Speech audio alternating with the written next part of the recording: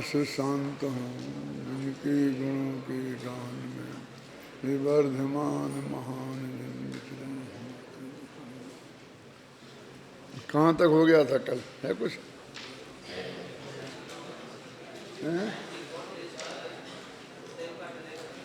94 पे 2 दफे है, वो हो चुका था, दूसरी दफे वाला है, आगे देखो।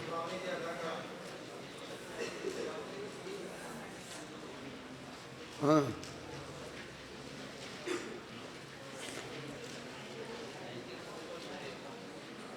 कहाँ तक हुआ है?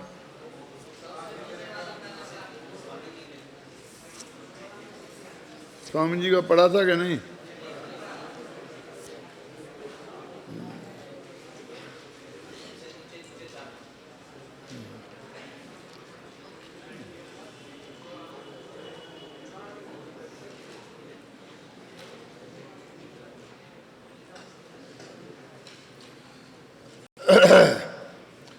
स्वामी जी अधा कर्म और उद्देश्य का आहार को इस प्रकार समझाते हैं, है ना? यही है ना?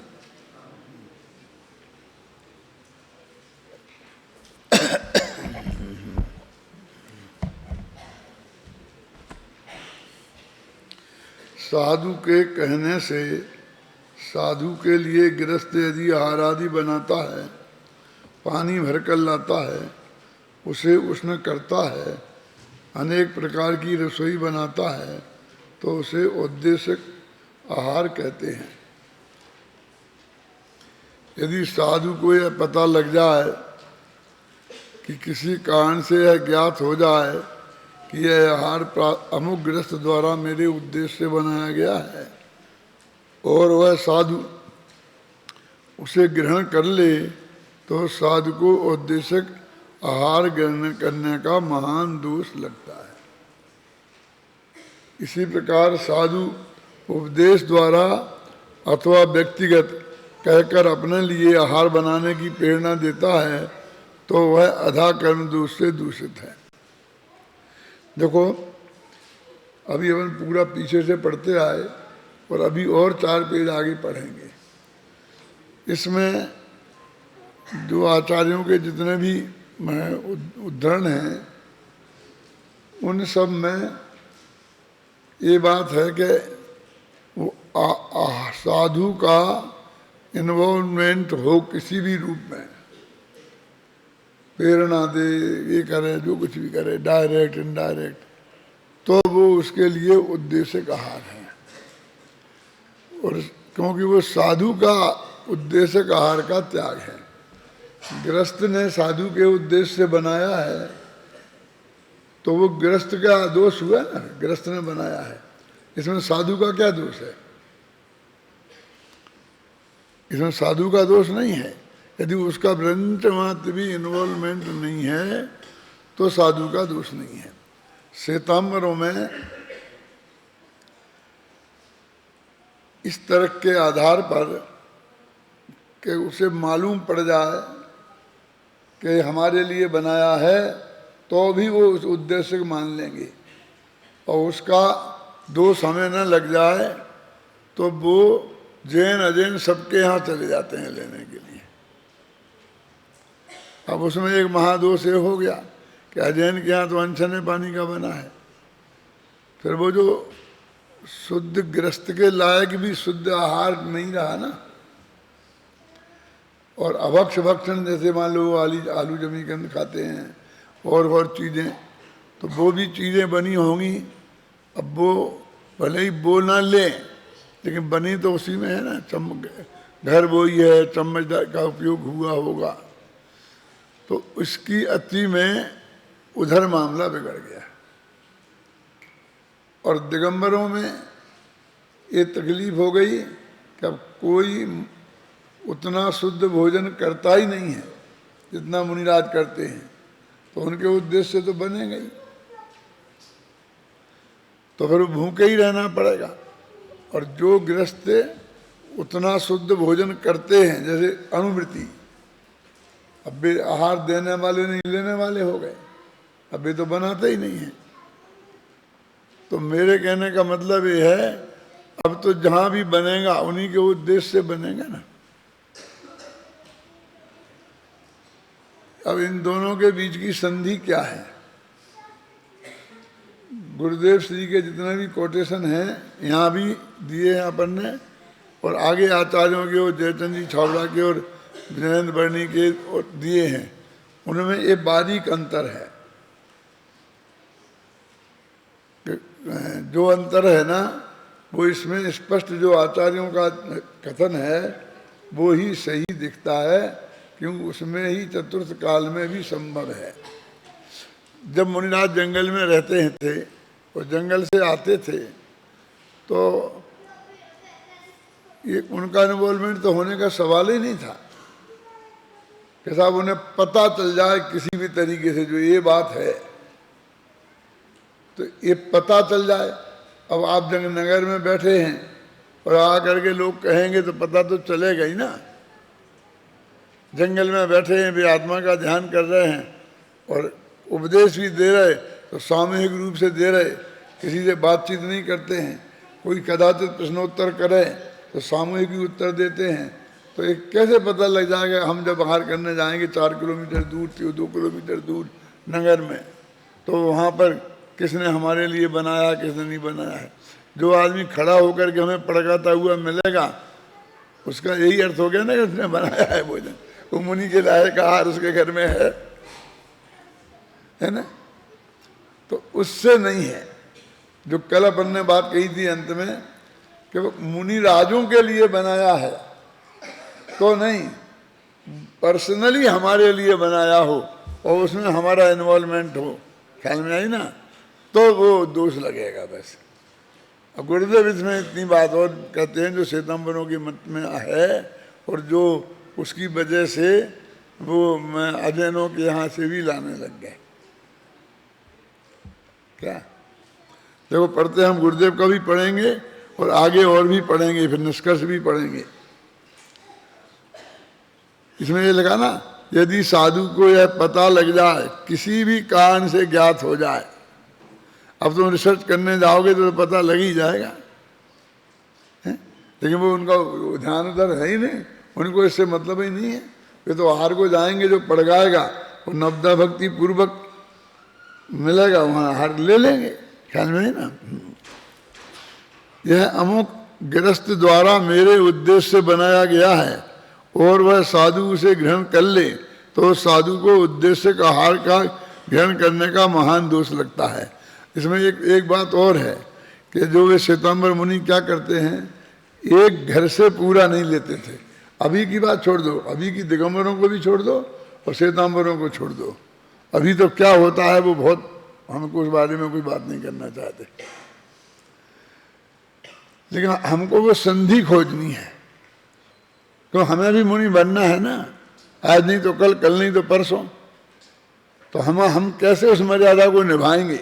हमें उस दृष्टि से जैन धर्म का जो क्या आशा है, दिगंबर धर्म का, हमें वो समझना है अत्यंत पवित्र हृदय से। तो वो कहते एक घर से नहीं लेंगे, 5 घर से लेंगे। तो 5 घर से लेंगे तो क्या होगा कि एक रोटी इस घर से, एक रोटी उस घर से, थोड़ा चावल इधर से, थोड़ा उधर से। उसके पीछे चिंतन क्या है? एक घर से पूरा ले लेंगे तो उसका पूरी खत्म हो जाएगा। 2 आदमी के लिए उसने भोजन बनाया है, क्यों? और तुम ले आओगे पूरा का पूरा, तो उसे द्वारा ही बनाना पड़ेगा ना। तो वो तो उसको कोई डिस्टर्ब नहीं हो। हम थोड़ा थोड़ा लाएंगे तो अनेक घर से भी लाने लग गए। उसी परंपरा से दिगंबरों में ऐसा होने लग गया कि वो एक घर में जैसे उनका पड़गहन हो गया तो वो उनके यहाँ तो आहार बना ही है, और अड़ोसी पड़ोसी भी अपने घर से ला करके तो उनके यहाँ आहार देने देते, क्योंकि अनेक घर का ले सकते। उनका अनेक घर ऐसा है कि वे लेते हैं अनेक घर से, इनका अनेक घर ऐसा हो गया। अब एक और उसमें तकलीफ हो गई। क्या तकलीफ हो गई कि जैसे श्वेतांबर साधु अपना लेके आए तो कभी कभी गुरुजी नहीं जाते हैं, शिष्य ही ले आते हैं, उसमें से गुरुजी ले लेते हैं। तो वे कितना लाएंगे कितना नहीं लाएंगे, तो ये तो निश्चित है कि कभी कम तो पड़ने वाला है नहीं। अब ज़्यादा बचेगा तो उसे फिर कहाँ फेंकेंगे, फिर वे किसी पशु पक्षियों को खिलाएं, कहीं फेंकें, फिर सड़ेगा गलेगा, वो बहुत बड़ी समस्या है। अब अपने ही यहाँ देखो कि भोजनालय में जो भोजन करते हैं वो तो भोजन करते हैं, और जिनके यहाँ टिफिन जाता है जाएगा, हमारे यहाँ तो परमिशन नहीं है किसी को, अभी धोखे से जाता हो तो वो बंद हो जाएगा। टिफिन नहीं, क्यों कि टिफिन में मात्रा कैसे नक्की हो, तो ज़्यादा ही जाएगा, फिर वहाँ फेंकेगा, फिर वो सड़ेगा, कुछ ना कुछ होगा ना। यहाँ तो थाली में उतना ही लेगा जितना खाएगा, वो खाने वाला तो यहाँ है नहीं, लाने वाला दूसरा है, रखने वाला दूसरा है। अब वो इतना तो कम तो रख नहीं सकता कि वो भूखा रह जाए, है ना। तो ये भी बड़ी प्रॉब्लम है। ये बम्बई में तुम्हारे 24 हाउस चलते हैं ना, तो वे टिफिन आते हैं दुकानों में, तो हमारी दुकान में टिफिन आता है, एक आदमी का टिफिन आता है, वो 3 जने खा लेते हैं, फिर भी बचा रहता है।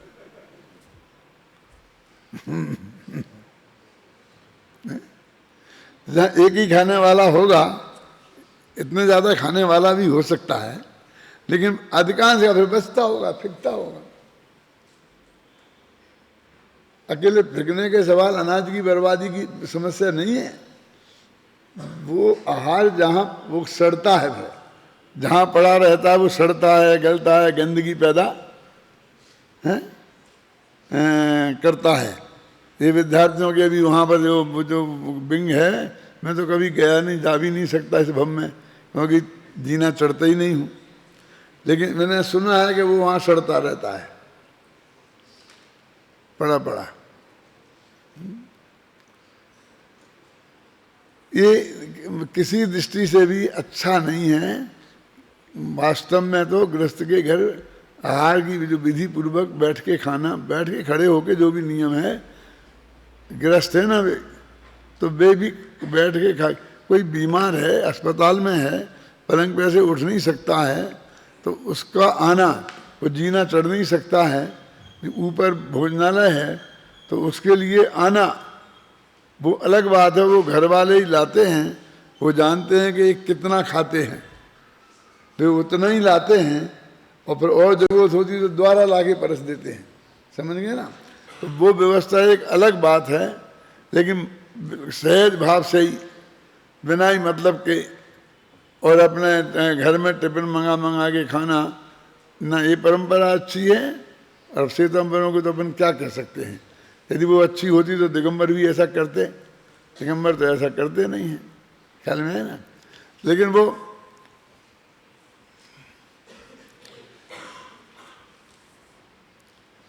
प्रश्न अधा कर्म का क्या अर्थ है, मेरे ख्याल से प्रश्नोत्तर अपन ने पढ़ लिए थे, नहीं पढ़े थे। साधुजन यह कहें कि ये सब गुरुदेव के कोटेशन है शायद, हमारे लिए अमुक प्रकार की आहार पानी बनाओ तथा गृहस्थ उनके निर्देशानुसार आहार बनाएं, तो वह अधा कर्म से उत्पन्न हुआ आहार है। अब ऊपर एक आता वो खुद बनाए, जो अधा कर्म है ना, जो बनाए। अब कहते साधु कहें किसी से, तो वो तो उद्देश्य में भी चला जाता है ना, ऐसा है ना। साधु अपने आहार के बारे में किसी श्रावक से कभी कुछ भी नहीं कहते, अपने आहार बनाने का निर्देश नहीं देते। अब ये जो अंतर आ रहा है वो मैं आपका ध्यान दिला रहा हूँ, आप पढ़ने से आपका ध्यान जाए नहीं चाहे, ध्यान सुने ना। और उद्देश्य का आहार क्या है, अब साधु ने गृहस्थ से स्पष्ट तो नहीं कहा। अब जब उसको इसमें ले लिया ना, तो अब उसी में से दो भेद करने पड़े। वो राजमल जी की समस्या हो गई। राजमल जी जैसी समस्या क्या थी मालूम, कुछ 2-4 दिन पहले अपन ने बताई थी कि जब उन्होंने असद्भुत व्यवहार न्याय को माना ही नहीं, स्त्री पुत्र आदि मकान जायदाद और शरीर को, तो अब जो 4 भेद वो सद्भूत वाले में 4 करने पड़े। ऐसे ही ये यहाँ हो गया, क्योंकि उनने प्रेरणा दे के, आर्डर दे के बनवाया कि मेरे लिए ऐसा बनाओ वो, अब उसी में दूसरे से बनवाने के 2 भेद कर दिए। और उन्हें तो अधा कर्म बनाना और उद्देश्य में बनवाना, ऐसा अलग अलग था ना। देखो, साधु ने गृहस्थ से स्पष्ट तो नहीं कहा कि मेरे लिए अमुक प्रकार से आहार बनाओ, परंतु उन्हें यह ज्ञात भी हो जाए कि गृहस्थ ने हमारे उद्देश्य से विशेष व्यवस्था की है, तो यह आहार उन्हें उद्देश्य का आहार हो गया, अतः वे अपने उद्देश्य से बने आहार को भी ग्रहण नहीं करते। अभी देखना प्रवचन सार में तो जो है ना चंद्रान योग सूचक चूल का, उसमें बहुत स्पष्ट शब्दों में लिखा है, मैं यहाँ देख रहा हूँ इसमें प्रवचन सार नहीं है और सब है, मैं निकाल के बताता मैं आपको कि मुनिराज गृहस्थों से अपने वृद्ध गुरुजन और वृद्ध साधुओं के लिए यदि उन्हें कोई बीमारी वगैरह है तो उनके आहार में वो दवा आदि को मिलान करें, ऐसा है। वो गृहस्थों से चर्चा इस बारे में कर सकते हैं, ऐसा है ना, पढ़ा ना तुमने। तो अब जे इससे टकरान हो जाएगी ना। हम और आचार्यों की उपेक्षा कर दें, लेकिन जिस कुंद कुंद और अमृतचंद्र की हम इतने बड़े भगत हैं, उनकी उपेक्षा तो नहीं कर सकते हैं। और इसमें जरा सी भी भूल रह जाना वो बिल्कुल हमारे लिए बहुत अहितकारी है, इसलिए उसमें गंभीरता से उसको समझना चाहिए। कोई निकाल के मुझे ला के बताएगा कि मुझको इन्हें खोजना पड़ेगा इसमें।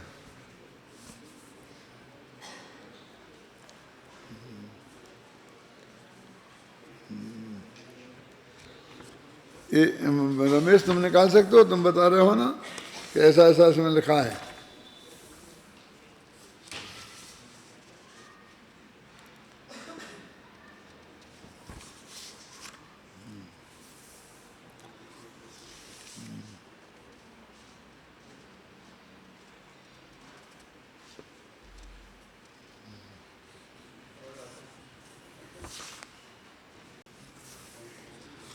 अभी अपन इसमें समय खराब नहीं करते हैं, कल निकाल के रख लेना निशान लगा करके, है ना। मैं आपको पढ़ के सुनाऊंगा।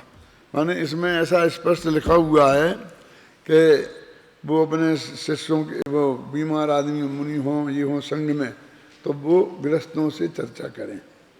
अब दवाई देने का भी विधान है, तो वो किसी वैद्य से महाराज को दिखवा कर और फिर वो दवाई तैयार करवाएंगे, और फिर जहाँ भी महाराज का आहार होगा वे वहाँ ले जाएंगे और उसके घर में उनके भोजन में वो दवाई मिलाएंगे।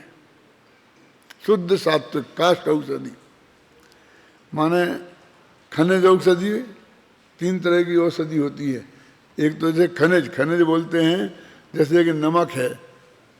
कौन सा नमक? सेंधा नमक, जो खान से पैदा हुआ है। और जो सोना है, चांदी है, ये सब खनिज पदार्थ हैं। माने जो पत्थर एक तरीके से समझ लो, वो जो खदान से पैदा हुए हैं। खदान तो समझते हैं ना। और दूसरे हैं काष्ठ, जो लकड़ी से बनती है वो औषधि। और तीसरी फिर वो है खतरनाक, जो प्राणिज, त्रिश जीवों के शरीर से बनती है, तो वो तो खाएंगे ही नहीं वो। अब खनिज और काष्ठ औषधि। अब काष्ठ में भी जड़ वाली नहीं, माने अदरक नहीं, सौंठ भी नहीं, जो ऊपर का हिस्सा है। और वैसी औषधि उनके आहार में मिला के उन्हें देते हैं। ऐसा सब विधान शास्त्रों में है। तो ये यदि जैसा ये कहा कि हमें किसी भी तरीके से पता चल जाए हैं, तो भी नहीं लेंगे, ये बात पे जरा विचारनीय बात है। आचार्य जयसेन के अनुसार भोजन बनाने की क्रिया अधा कर्म है, समझ गया ना। और पंडित जयचंद जी छावड़ा और जिनेन्द्र वर्णी के अनुसार हिंसादि से निष्पन्न आहार अधा कर्म है। तथा स्वामी जी के अनुसार स्वयं बनावे अथवा चाहे कहकर बनावे, प्रेरणा देकर बनवावे, भोजन पकाने की क्रिया आरंभ जनित होने से अधा कर्म है। यानी में 2 मुद्दे खास रहे कि वो हिंसा जनित है ना, इसलिए वो मुख्य रूप से अधा कर्म है, और एक इसी के वो स्वयं बनाए, माने बनाने में उसका इन्वॉल्वमेंट हो, है ना। उक्त सभी कथनों का तात्पर्य यह है कि अत्यंत सावधानी पूर्वक भोजन बनाने में भी आरंभ जनित जो हिंसा होती है, उस हिंसा का भागीदार बनाने वाला तो है ही, बनवाने वाला भी है, समझ गए ना, प्रेरणा देने वाला भी है। इस कारण बनाना, बनवाना और अनुमोदना करना सभी अधा कर्म हैं। तो गुरुदेव की बात भी इसमें आ गई कि उन्होंने प्रेरणा देके बनवाया तो अनुमोदना में आ गया ना, कराने में आ गया, करना, कराना और अनुमोदना करना।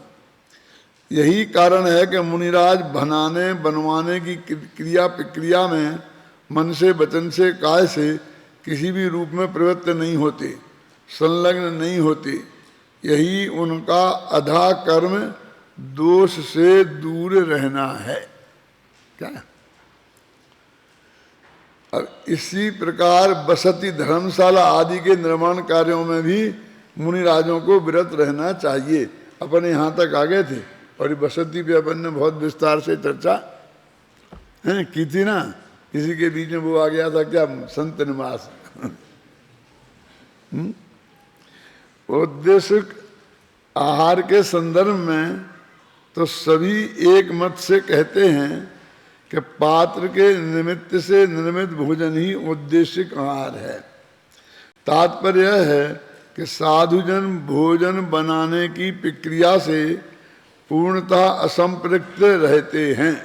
असंपृक्त माने जुड़ते नहीं है, बिना जुड़े रहते हैं। मन वचन काय कृतकाय अनुमोदना से उस प्रक्रिया से वे नहीं जुड़ते हैं। यदि वो मन वचन काय कृतकाय अनुमोदना से उस प्रक्रिया से नहीं जुड़े हों, भले ही गृहस्थ ने उनके उद्देश्य से बनाया हो, तो वो बिल्कुल निर्दोष आहार है। मतलब गृहस्थ से गलती के लिए दोषी मुनिराज नहीं हो सकते। तात्पर्य यह है कि साधुजन भोजन बनाने की प्रक्रिया से पूर्णतः असंपृक्त रहते हैं। वे नहीं चाहते हैं कि कोई उनके उद्देश्य से भोजन बनाए, तत्संबंधी आरंभ करे, क्योंकि वे सर्वारंभ और सर्व परिग्रह के पूर्णता त्यागी हैं। मन वचन काय से त्यागी है, कृतकार्यत अनुमोदना से त्यागी हैं, नव कोटि से त्यागी हैं। यही कारण है कि वे उनके उद्देश्य से बनाए गए आहार को ग्रहण नहीं करते। उक्त संदर्भ में इन्हीं गाथाओं की टीका समागत आचार्य जयसेन का निम्नांकित कथन महत्वपूर्ण प्रकाश डालता है। देखो, अभी तक अमृतचंद्र की टीका नहीं आई गाथा की। ये सब गाथा पे ही अपन ने पहले डिस्कस किया है, इसलिए अमृतचंद्र का मत अभी सामने नहीं आया, समझे ना। ये जयसेन का द्वारा आ रहा है ना, एक दफे देख लिया अपन ने। यहाँ अभिप्राय यह है कि भविष्य में, भूत में और वर्तमान में कभी भी योग्य आहार आदि के विषय में मन वचन काय कृतकाय अनुमोदना रूप 9 प्रकार के विकल्पों से जो शुद्ध है, रहित है, उनके द्वारा बनाए हुए आहार आदि के विषय बंध नहीं हो सकता। अच्छा, उनको यदि दूसरे परिणामों के द्वारा बंद हो जाए तो फिर तो कभी भी किसी को निर्माण नहीं हो सकेगा। ये कह रहे कि वो गृहस्थ को ने बनाने का विकल्प था और एक गृहस्थ ने दूसरे गृहस्थ को प्रेरणा दी थी, और उसकी वजह से यदि मुनिराजों को दोष बंद होने लगे तो कभी किसी को फिर मोक्ष होगा ही नहीं, है ना। फिर बसती का बनेंगे ही नहीं। अब एक इसमें है मर्म की बात कि शास्त्रों में ये सब बात लिखी है। अब मुनिराज ये समझाएं कि नहीं समझाएं, और जयसेन ने और अमृतचंद्र ने समझाया कि नहीं समझाया।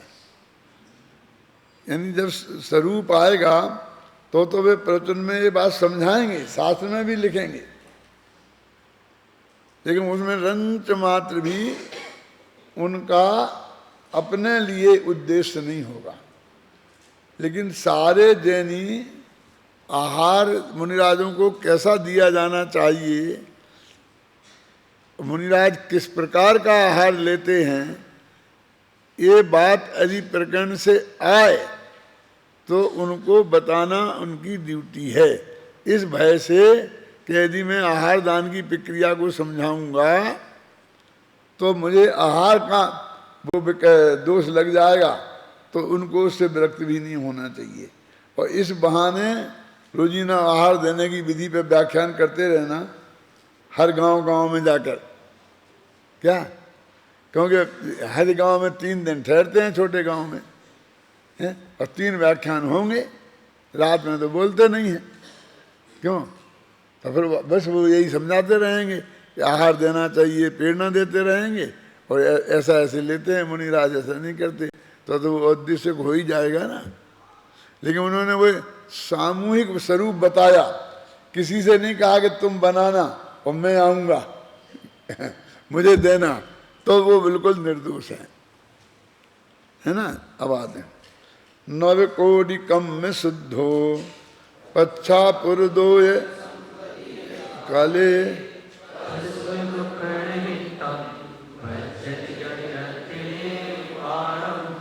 मुझे वैसे मुझे पता रहता है कि मैंने कल कहाँ तक पढ़ा था, लेकिन ये बहुत महत्वपूर्ण प्रकरण होने से मैंने इसे अनेक बार पढ़ा, तो मेरे अब दिमाग में वो यहाँ पढ़ा था कि मैंने घर पे पढ़ा था, है ना।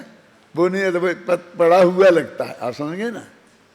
इसलिए मुझे नहीं कि कल तक कहाँ तक पढ़ा दिया था, वैसे तो मुझे हमेशा याद रहता है, लेकिन मैंने बहुत महत्वपूर्ण प्रकरण है, और इसमें रंच मात्र भी शास्त्र के विरुद्ध बात अपने चित्त वाणी से नहीं निकलना चाहिए, और किसी का भी पक्षपात नहीं होना चाहिए। और दिगंबर आचार्यों की बात रमेश मुख्य रूप से रहना चाहिए, समझे ना।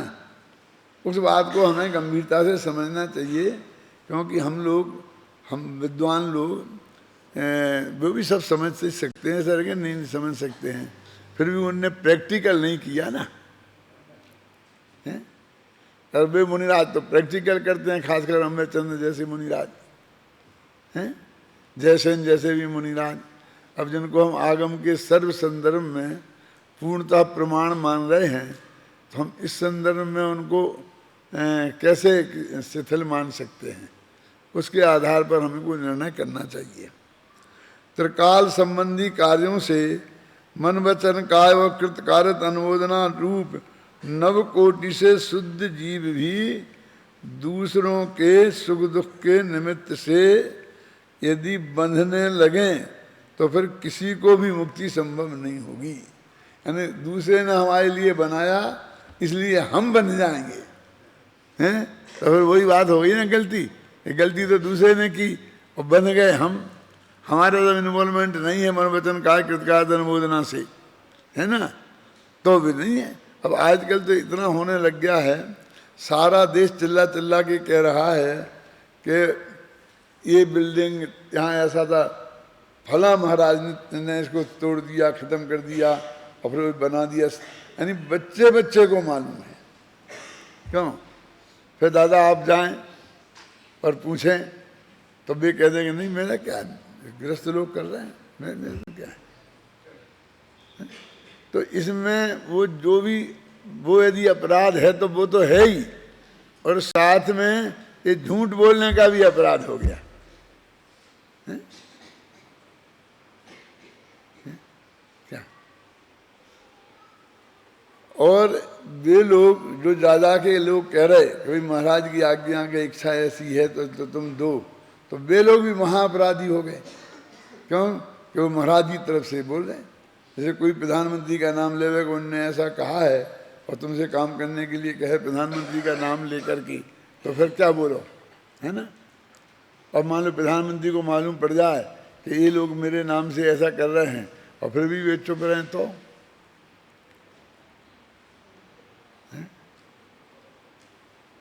मतलब ये है कि मैं ऐसा कुछ कह करके किसी व्यक्ति विशेष का बचाव नहीं कर रहा हूँ, समझ गए ना।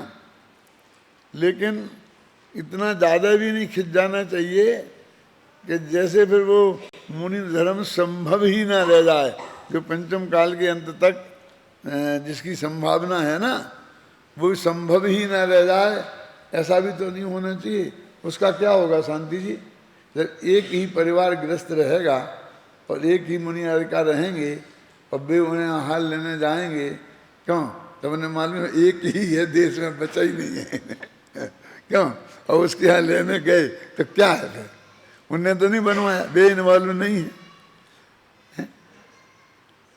और जब वो टैक्स मांगा जाएगा, मेरे कहने का मतलब जब देश में कम देनी है, इसमें एक मुनि का क्या अपराध है बेचारे का।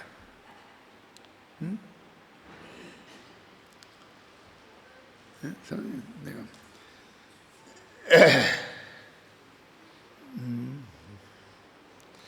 आचार्य जयसेन के उक्त कथन से यह बात एकदम साफ हो जाती है कि यदि आहार बनने की प्रक्रिया में मुनि राजों का मनमचाएं कृतकार्य अनुमोदना नव कोटि से प्रवर्तन नहीं है, संलग्नता नहीं है, तो उन्हें अधा कर्म और औद्देशिक दोष भी नहीं लगेंगे।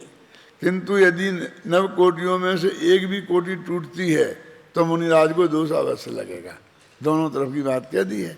अब उसका पता तो उनको ही चल सकता है, अब दूसरे का काम नहीं कि हम पहले पता लगाते फिरें और फिर गवाही सफाई इकट्ठे करते फिरें।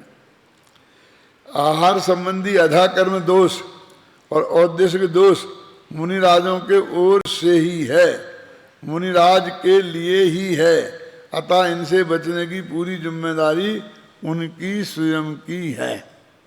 कि सब क्या करें, गृहस्थों ने हमारे उद्देश्य मना दिया तो हैं, हम क्या करें। अरे तो लेकिन तुम तो इन्वॉल्व नहीं हो ना, तो फिर वो गृहस्थ की तरफ से कोई ऐसी बात कुछ भी हुआ हो, तुम अपराधी नहीं हो।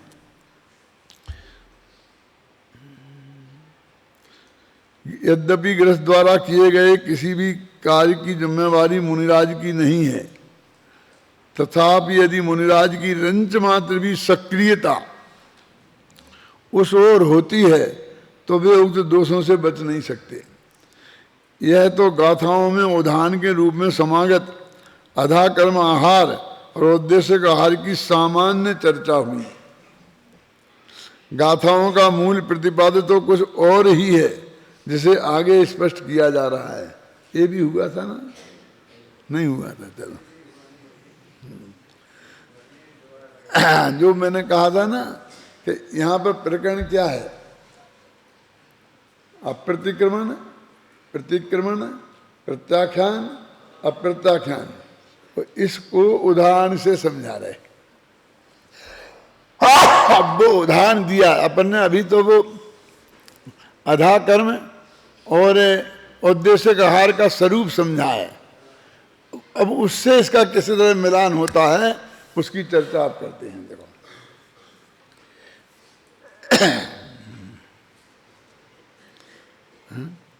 इन गाथाओं का भाव पंडित जयचंद जी छाबड़ा भावार्थ में इस प्रकार स्पष्ट करते हैं। अब फिर एक दफे जयचंद जी छाबड़ा, जयसेन सब आएंगे।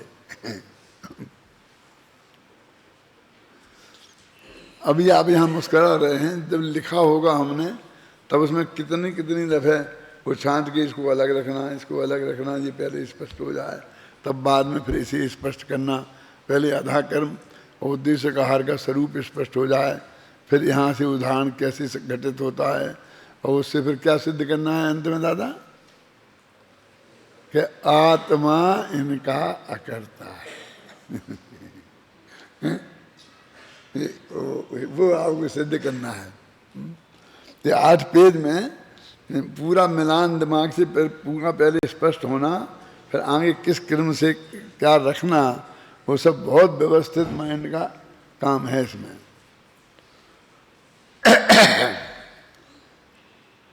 यहाँ आधा कर्म और औद्देशिक आहार के दृष्टांत से द्रव्य और भाव की निमित्त नैमित्तिकता दृढ़ की है। ये देखो, मुझे तो जयचंद छाबड़ा इन पे बहुत बहुत बहुत प्रमोद आता है कि जो अपनी समझ में आई ना, तो उनकी समझ में आ गई थी, इसका आनंद आता है। उनकी समझ की गहराई, अपन जाके गहराई में जाएं तो अपन को पता लगती है। जिस पाप कर्म से आहार उत्पन्न हो उसे अधा कर्म कहते थे। फिर आगे जयचंद छाबड़ा तो अपनी जगह कहते हैं। अब जयचंद जी छाबड़ा को कोई मुनि नहीं थे उस समय, मालूम, उस समय मुनि थे ही नहीं। और ये भट्टारक अपने को मुनि कहते थे, ऐसे ही नाम रख लिए थे, फलाने आचार्य, जिनसन आचार्य, ऐसे सब नाम भट्टारकों ने जितने अपने पुराने मुनियों के नाम थे ना, आचार्यों के, सच्चे आचार्यों के, वो सब ने अपने नाम रख लिए। तथा उस आहार को भी अधा कर्म कहते हैं। जिस पाप कर्म से उत्पन्न हुआ हो तो उस पाप कर्म को अधा कर्म कहते हैं, और उससे वो जो आहार बना उसे भी अधा कर्म करते हैं। दो समझ में आए ना? दो क्या है बता बता? कौन क्या क्या क्या? जिस पाप कर्म से वो आहार बना वो पाप कर्म, और जो आहार बना वो भी, उन दोनों को अधा कर्म कहते हैं। हमने जो पाप किया उससे जो वो भोजन बना, तो वो जो पाप किया वो है अधा कर्म, असली तो अधा कर्म वो है। अब उससे जो भोजन बन गया वो थोड़ी अधा कर्म है, लेकिन अब यहाँ उसको भी अधा कर्म कहते हैं। देखो है ना, जो आहार ग्रहण करने वाले के निमित्त से ही बनाया गया हो उसको उद्देश्य कहते हैं, उद्देश्य आहार कहते हैं। ऐसे अधा कर्म और उद्देश्य आहार का जिसने प्रत्याख्यान नहीं किया, प्रत्याख्यान माने त्याग, उसने उसके निमित्त से होने वाले भाव का भी प्रत्याख्यान नहीं किया, और जिसने तत्वज्ञान पूर्वक उस आहार का प्रत्याख्यान किया उसने उसके निमित्त से होने वाले भाव का भी प्रत्याख्यान किया। तो ये द्रव्य भाव दोनों हो गए। इस प्रकार समस्त द्रव्य और भाव को निमित्त नैमित्तिक भाव जानना चाहिए। जो परद्रव्य को ग्रहण करता है उसे रागादि भाव भी होते हैं। माने ये कि मैंने एक किताब ले ली और मुझे कहते राग नहीं था, मैंने वैसे ही ले ली, कहते ऐसा नहीं होता है। जिसने परद्रव्य का ग्रहण किया तो उसे परद्रव्य को ग्रहण करने का राग भाव भी अवश्य हुआ ही है ना। जो परद्रव्य को ग्रहण करता है उसे रागादि भाव भी होते हैं, वह उनका कर्ता भी होता है, इसलिए कर्म का बंध का भी करता है। जब आत्मा ज्ञानी होता है तब उसे ग्रहण करने का राग नहीं होता, इसलिए रागादि रूप परिणमन भी नहीं होता, इसलिए आगामी बंध भी नहीं होता। इस प्रकार ज्ञानी परद्रव्य का कर्ता नहीं है, ये उन्होंने स्पष्ट किया। अब इन गाथाओं का भाव आत्मख्याति में इस प्रकार स्पष्ट किया है। अब आत्मख्याति टीका आ रही है।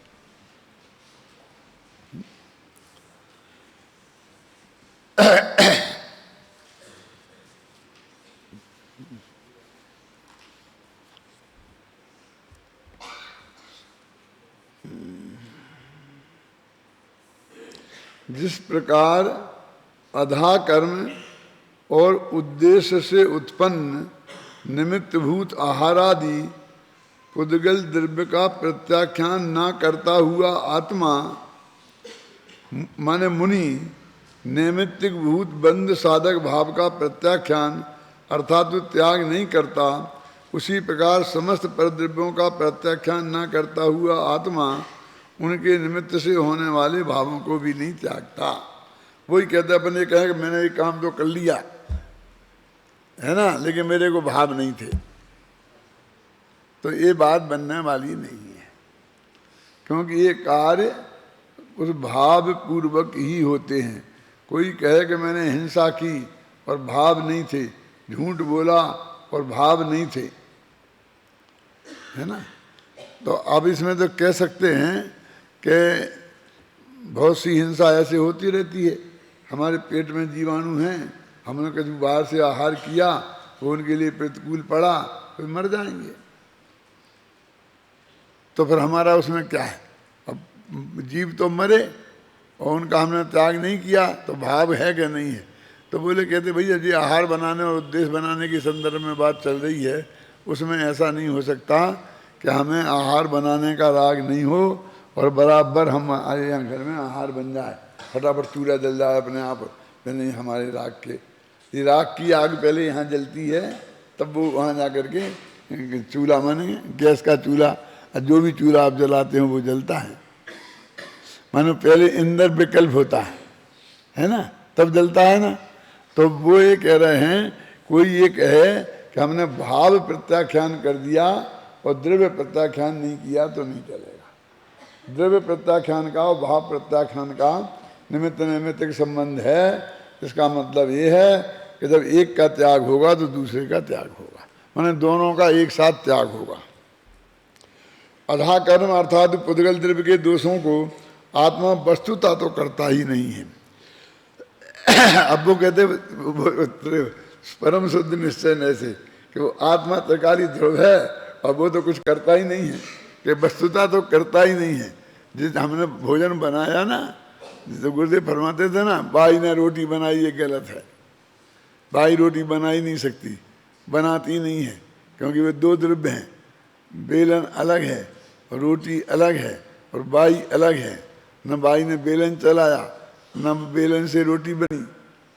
वो समझाते थे ना, ये अंतिम बात उसकी चल रही है कि वास्तव में तो करता नहीं है, लेकिन प्रत्याख्यान और प्रतिक्रमण ये तो पर्याय में होता है, वो वास्तव वाले में त्रिकाली ध्रुव में थोड़ी होता है ना, क्योंकि वे परद्रव्य के परिणाम हैं, इसलिए उन्हें आत्मा का कार्यत्व का अभाव है। इस कारण अधा कर्म और उद्देश्य कर्म पुद्गल कर्म मेरे कार्य नहीं है, क्योंकि वे सदा अचेतन हैं, इसलिए उनको मेरे कार्यत्व का अभाव है।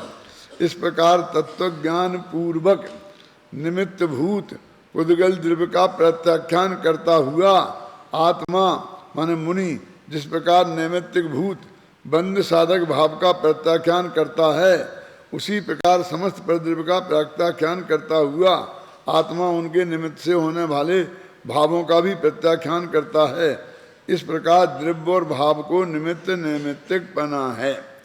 इनने प्रतिक्रमण छोड़ दिया, वो प्रत्याख्यान पे सब घटित किया है ना, भविष्य की बात पर। अब आचार्य जैसन की तात्पर्य वृत्ति टीका में उक्त दोनों गाथाओं के साथ में एक गाथा और भी प्राप्त होती है, और वे गाथाएं उक्त गाथाओं की पूरक गाथाएं ही हैं। उन गाथाओं का क्रम इस प्रकार है, इनमें नई सिर्फ एक गाथा है, बाकी 3 पुरानी गाथाएं हैं, और वो इस क्रम से हैं। पढ़ लो ये गाथा।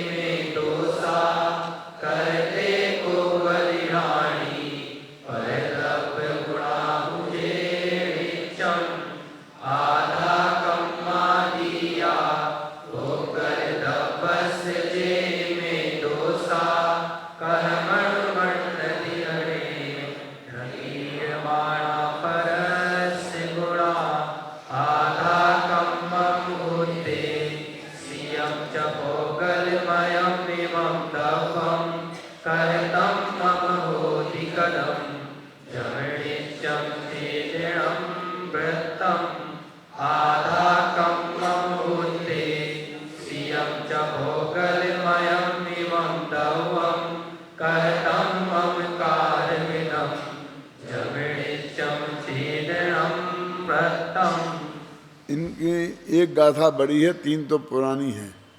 यदि उस वक्त समझदारी से काम लेते तो इनका पद्यानुवाद यहाँ दिया जा सकता था, अभी तो नहीं दिया है ना। अधा कर्म आदि जो ये पुद्गल द्रव्य के दोष हैं, उनको सम्यक ज्ञानी कैसे कर सकता है, क्योंकि ये सदा ही पर द्रव्य के गुण हैं। अब वो सिद्धांत लगा रहा है एक द्रव्य दूसरे द्रव्य का करता नहीं है ना। अधा कर्म आदि जो पुद्गल द्रव्य के दोष हैं, वे एक दूसरे के द्वारा किए हुए गुण हैं, तो ज्ञानी उनकी अनुमोदना कैसे कर सकता है। ये अधा कर्म और उद्देश्य पुद्गल द्रव्यमय होने से सदा ही अचेतन कहे गए हैं, वे मेरे द्वारा किए कैसे हो सकते हैं। ये अधा कर्म और उद्देश्य पुद्गल द्रव्यमय होने से सदा अचेतन कहे गए हैं, ये मेरे द्वारा कारित भी कैसे हो सकते हैं, मेरे द्वारा कराए भी कैसे जा सकते हैं। अब और कुछ नहीं है, इसमें चार मनवतन कहा है और कृतकार्य अनुमोदना, इन तीनों को जोड़ करके सारी बात की है। उक्त चारों गाथाओं में से पहली और तीसरी गाथा तो आत्मख्याति में आ ही चुकी है और दूसरी और चौथी गाथा तात्पर्य वृत्ति में विशेष आई है। उक्त चारों गाथाओं को उनके अर्थ सहित बारीकी से देखते हैं तो पहली और दूसरी गाथा तथा तीसरी और चौथी गाथा लगभग एक सी ही हैं। पहली गाथा में करने की बात की है और दूसरी गाथा में अनुमोदना की बात की है। इसी प्रकार तीसरी गाथा में करने की बात की है और चौथी गाथा में कराने की बात की है। बस मात्र इतना अंतर है। तो इसमें कृतकार्य अनुमोदना तीनों हो गई ना। आचार्य जयसेन ने इन गाथाओं की जो टीका लिखी है उसमें भी इससे अधिक कुछ नहीं है। इन गाथाओं को जुड़ने से इतना ही हुआ कि करने के साथ कराना और अनुमोदना करना भी जुड़ गए हैं। इस प्रकार नवकोटि से त्याग की बात पर बल पड़ गया है। इन गाथाओं की टीका में आचार्य जयसेन ने जो विशेष तात्पर्य लिखा है उसकी चर्चा उद्दिष्ट भोजन के संदर्भ में की जा चुकी है। अब यहाँ कुछ लिखना अभीष्ट नहीं है। अब इन गाथाओं के भाव को स्वामी जी इस प्रकार स्पष्ट करते हैं। अब फिर स्वामी जी का आएगा और फिर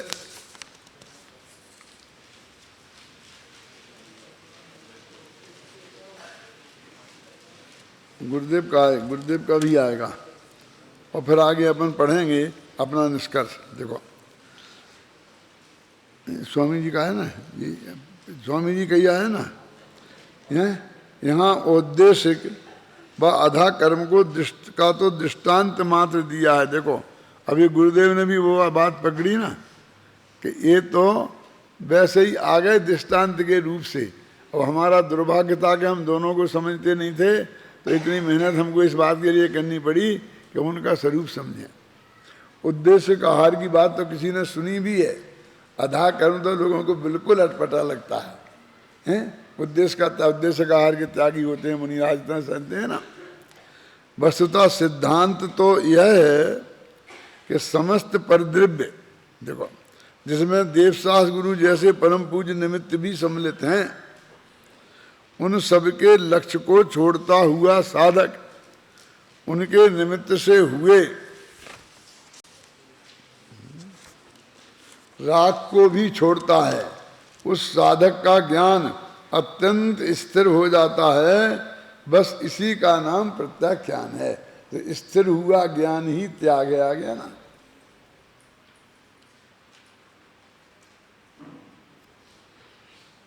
भाई यहाँ समस्त निमित्तिक नैमित्तिक संबंध तोड़ने की बात है। निश्चय से मुनि मार्ग तो एक शुद्धोपयोग ही है। परद्रव्य संबंधी जो विकल्प होते हैं उनमें मुनित्व नहीं है। जय धबला ग्रंथ में तो, अब ये बात जय धबला की है, गुरुदेव की नहीं है, स्पष्ट रूप से ऐसा लिखा है कि मैंने एक शुद्धोपयोग की प्रतिज्ञा की थी।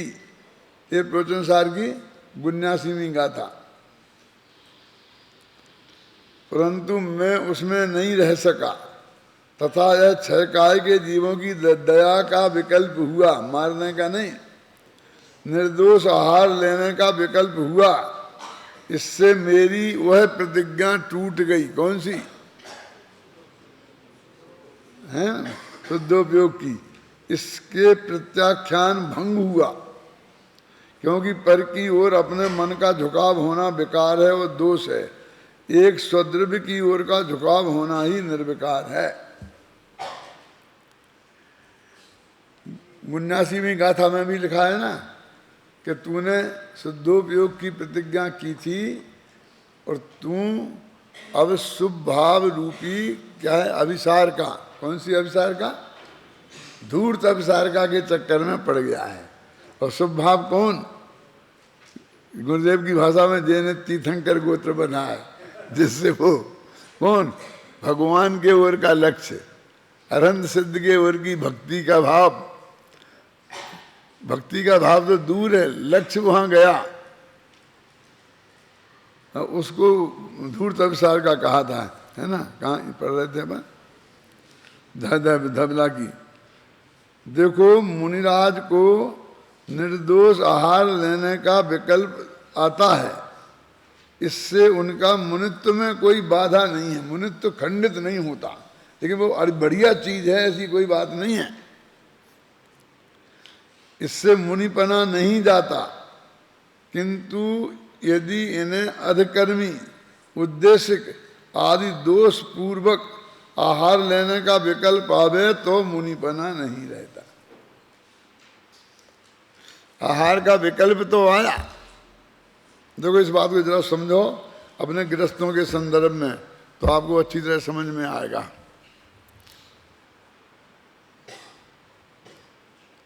एक घड़ी कितना मेरे ख्याल से हो गया ना टाइम, क्या भी है 2-5 मिनट, चलो। क्या गृहस्थों के संदर्भ में समझने की, देखो करोड़पति तो सबको बनना है। सबको बनना है माने जो जिनने प्रतिमा नहीं ली दूसरी, वहां तक के सब गृहस्थों को बनना है। करोड़पति नहीं, चक्रवर्ती। क्यों कि त्याग नहीं ना, परिग्रह का परिमाण नहीं है ना कि मैं इतना ही रखूंगा। तो सब अधिक से अधिक इकट्ठा करना चाहते हैं ना, लेकिन फिर भी 2 व्यक्तियों में अंतर है। अब उस अंतर को समझते हैं अपन। एक आदमी को एक अरबपति ने गोद ले लिया, तो 1 सेकंड में स्वीकार कर लेगा, क्योंकि उसे अरबपति बनना था और उसे अरबपति बन गया। अब कोई उससे एक है कि तू इस आदमी को मार डाल तो तू करो अरबपति बन जाएगा, क्योंकि ये दूसरा नंबर तेरा है। दूसरा नंबर कैसे होता है ना, दूसरा नंबर ऐसे होता है ना कि भाई इसको लिया है नहीं, इसके बाद इसको लिया है, देते हैं। जब मैं उदाहरण देना नहीं चाहता हूँ, लेकिन मान लीजिए कि 2 सगे भाई हैं, तो 2 हिस्सों में बटेगी ना संपत्ति बाप की। तो इसमें एक मर जाए तो पूरी उसको मिल जाएगी ना। तो एक भाई एक को मार डालेगा, इसको मार डालूं तो मुझे पूरी हो जाएगी। फिर ऐसा हुआ है ना, जयपुर में ही हुआ है, मालूम आपको, टोडरमल जी के जमाने में हुआ है। यहाँ ईश्वर सिंह जी का राज था, वो जय सिंह जी के लड़के थे बड़े, तो उनको उनने राज्य देके भी स्वर्गवास हो गया, और उनने 7 वर्ष तक राज्य किया। और उनका सग्गा छोटा भाई था माधो सिंह, उसने उन्हें मार डाला और राजा बन गया। हो गया ना, राजा तो दोनों को बनना था। और एक कहता है कि मुझे बिल्कुल हिंसा हो तो नहीं चाहिए, और बिल्कुल अहिंसक तरीके से मिल जाए तो चाहिए, समझ गए ना। और दूसरा कहता है कि जो सगे भाई को मार के मिले तो भी चाहिए। करोड़पति दोनों को बनना, समझ लेना। आप समझ में आ गया। परिग्रह का त्याग नहीं है तो बनना है ना, लेकिन वो एक है कि तुझे कुछ नहीं करना है, बस इतनी सी पुड़िया है जी, और बस उसकी चाय में डाल देना है तुझे, बस खत्म। क्यों? वो कहता है चक्रवर्ती का राज्य मिले तो अभी ये महाकाल पाप मेरे से नहीं हो सकता। और वो पुड़िया डालने की बात नहीं हो और उसे मिले तो वो एकदम लेवे तैयार है। दोनों का अंतर समझ में आ गया कि नहीं आ गया? है? अब बाहर से आपको समझ में नहीं आएगा। अब जरा और बढ़ाते जाओ इसको। एक आदमी को मारने से मिलता है, और दूसरा कहता है कि इन सबको मारना पड़ेगा। क्यों? सामने शत्रु की सेना खड़ी है ना, अब एक को छोड़ना है, सबको ही मारना है। और हमने गोले फेंके, बंदूकें चलाई, तो एक को मारने के लिए चलाएंगे, सबको मारने को चलाएंगे। एक को सबको मार के भी चाहिए। और एक कहता है कि नहीं, कि राज सुख लोहू भरी कीच का कमल है। ये राज सुख है, कमल तो है, कमल का सिंहासन तो है, लेकिन ये कमल पानी में होता है ना, कीचड़ में, तो वो पानी का कीचड़ नहीं, खून के कीचड़ में पैदा होता है। क्या लिखा? राज सुख लोहू भरी कीच का कमल है। अब मैं थोड़ी लंबी बात शुरू करने जा रहा हूं, टोक देना मुझे कि खत्म कर दो जल्दी। देखो, ये महाभारत तो तुमने बहुत सुना, कौन सा? कि जिसमें अर्जुन को श्री कृष्ण ने समझाया कि बेटा लड़ो, कोई दोष नहीं है लड़ने में, हैं? ये भाई बंदे ना, इन्हें मार करके मुझे राज नहीं चाहिए। कि बेटा, युद्ध के मैदान में कोई भाई नहीं होता, कोई बाप नहीं होता, कोई बेटा नहीं होता, कोई गुरु नहीं होता, कोई शिष्य नहीं होता। सामने खड़े हैं वे सब शत्रु होते हैं, और इधर खड़े हैं वे सब मित्र होते हैं, बस खत्म। ये समझाया। अब एक और समझाहट है। कौन सी? कि जब सातों वो महारथी मर गए, कौरव हार गए, तो वो जो थे ना, कौन, भीष्म पितामह, वो सैया पर अभी भी पड़े थे, वो बाणों की, मरे नहीं थे। उनको अभिशाप था कि तुम ऐसी दुर्दशा में भी मरोगे नहीं, और तुम्हें वो दुख भोगना पड़ेगा, पड़े रहोगे। तो उनके पास युधिष्ठिर गए और सभी लोग गए। तो युधिष्ठिर ने देखा कि इतने लोग मर गए, इतने औरतें विधवाएं हो गई, इतना ये हो गया, इतना ये हो गया। वो देख करके अब युधिष्ठिर को वैराग हो गया। तब तो लक्ष्मण को, किसको हुआ था? अर्जुन को। अब किसको हो गया? युधिष्ठिर को। और वो कहते हैं कि अपने किन से कहते हैं? भीष्म पितामह से, कि हे पितामह, अब मुझे ये राज्य नहीं चाहिए, मैं तो सन्यासी होऊंगा। कितनी विधवाएं हो गई, कितना क्या हो गया, कितना क्या हो गया। उसमें लिखा, अब वीर कहाँ जो विरोध करें, विधवाओं पे राज करो सुख से। अब तो विधवाओं पे राज करना है, वीरों को तो मार डाला है, अनाथ बच्चे बच्चे, विधवाएं बची, अब उन पे राज करो। राज क्या करो? उनकी तो सेवा करनी है ना, वे नहीं करते।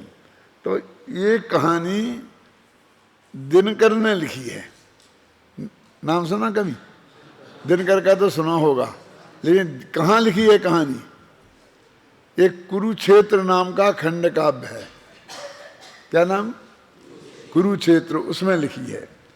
कुरुक्षेत्र माने जहाँ लड़ाई हुई थी ना, वो एरिया, वहाँ पर पड़े हैं वो भीष्म पितामह, और वहीं पर वो धर्मराज खड़े हैं, और उन दोनों की चर्चा हो रही है, और उसको दिनकर ने लिखा। जब वो धर्मराज युधिष्ठिर कहते हैं कि अब मैं तो सन्यासी होऊंगा, दीक्षा लूंगा, मुझे ऐसा राज्य नहीं चाहिए, तब कोई व्यंग्य करता है वहीं कि अब वीर कहाँ जो विरोध करें, अब विधवाओं पर राज करो सुख से। ये कह रहे वे, समझिए ना, मैं तो दीक्षा लूंगा। तो वो क्या समझा रहे? धर्मराज सन्यास खोजना कायरता है मन की, और है सच्चा मन जुक्त ग्रंथियां सुलझाना जीवन की। ये पढ़े कभी कि नहीं? सुनी बातें कि नहीं? बिल्कुल नया है ना,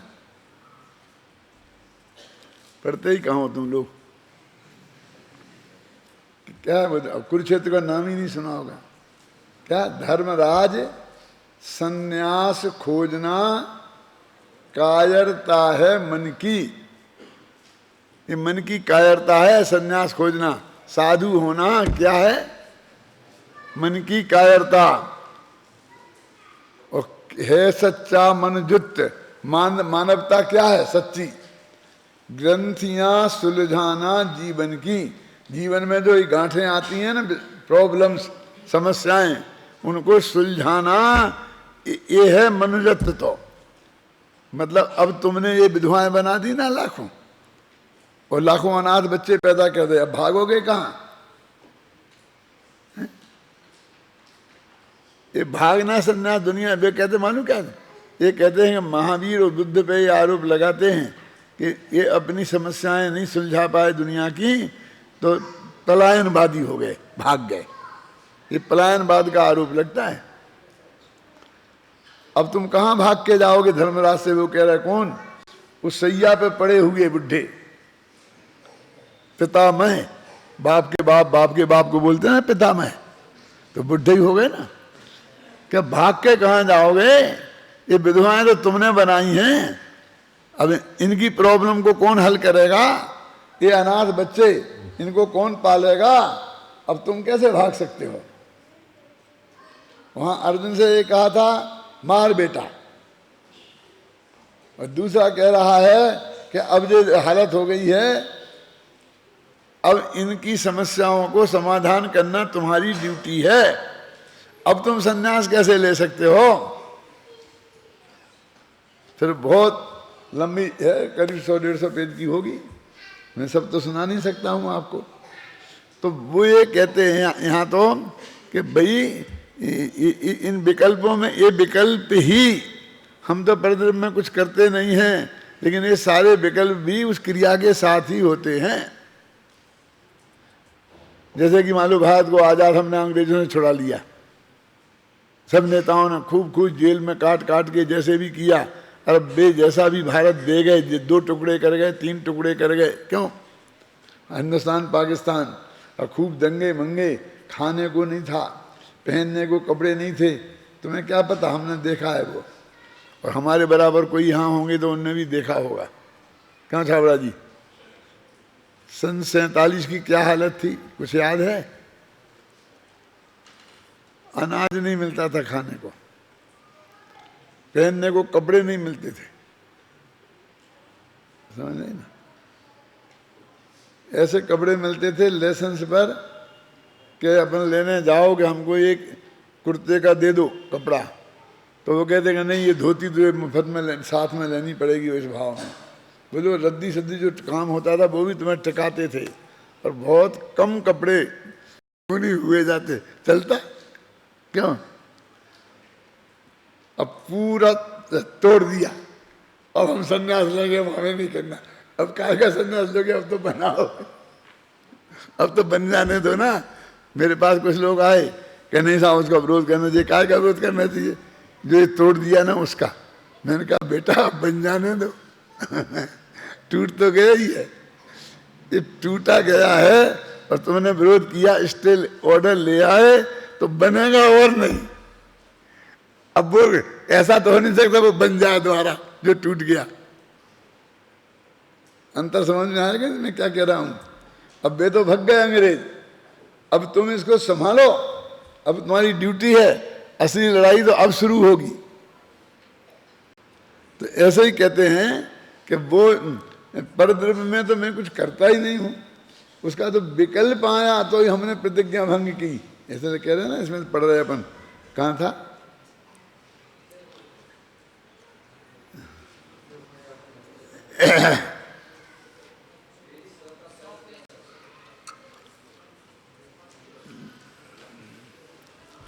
यहाँ समस्त निमित्त नैमित्त संबंध तोड़ने की बात है।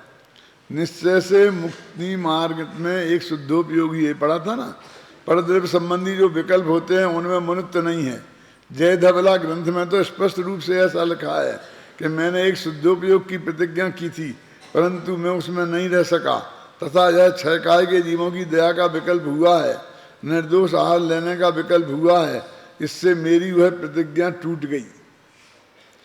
इससे प्रत्याख्यान का भंग हुआ, क्योंकि पर की और अपने मन का झुकाव होना विकार है, दोष है। एक स्वद्रव्य की ओर झुकाव होना ही निर्विकार है। देखो मुनिराज निर्दोष आहार लेने का, मुनिराजों को निर्दोष आहार लेने का विकल्प आता है, इसमें मुनित्व में कोई बाधा नहीं है।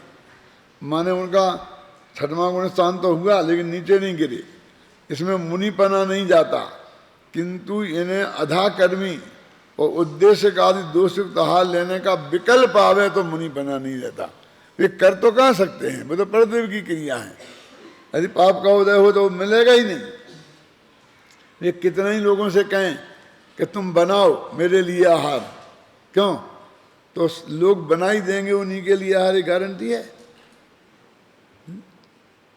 तुम कमा के लाते हो, घर में रखते हो, क्यों?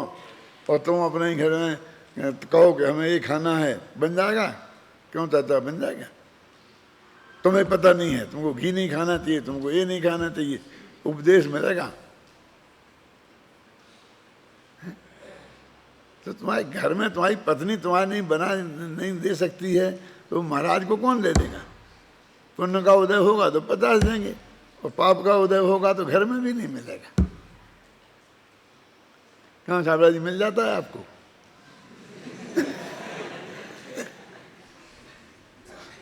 देखो